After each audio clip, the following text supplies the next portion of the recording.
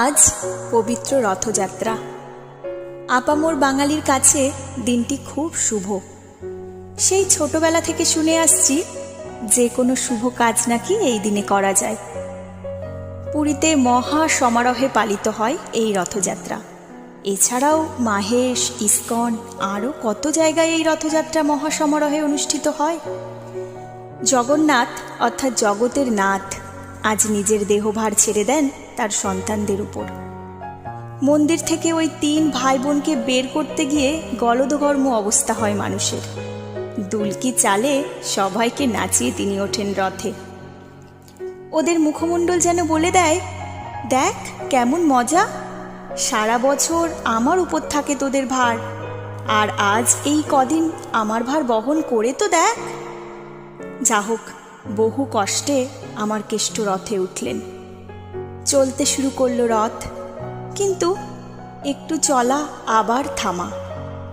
পথের দুপাশে যে হাজার হাজার মানুষ দাঁড়িয়ে আছে, কেউ কাঁদছে, কেউ আবার 2 বাহু তুলে তার স্তবস্তুতি করছে।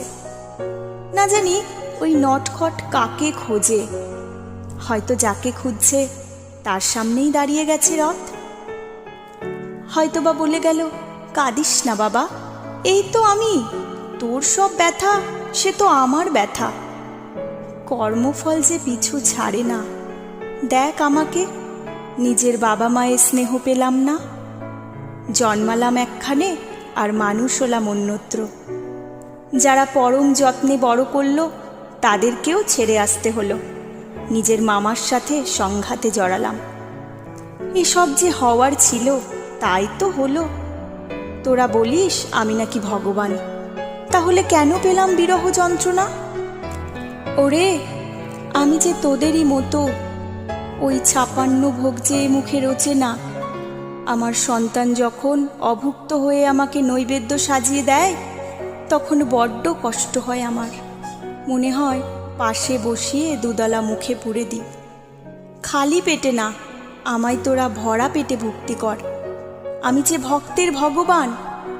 দেখ ওই রথের দিকে, যা তৈরি হয়েছে 206 খণ্ড কাঠ দিয়ে। আমাদের মানব দেহে আছে 206 খানা হাড়। আর ওই যে রথের রশি, ও যে ভক্তির রশি।